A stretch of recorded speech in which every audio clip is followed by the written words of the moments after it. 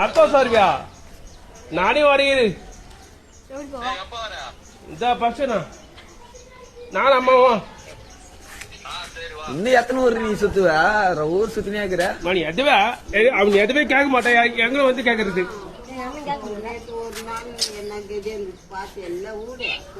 பேசுனா. ஹலோ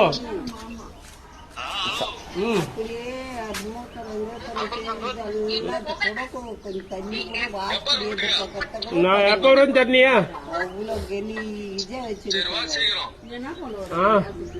அங்க வந்தாங்க சாப்பாடு போடுவியா? நான் ஆசை வாங்கி தருவியா?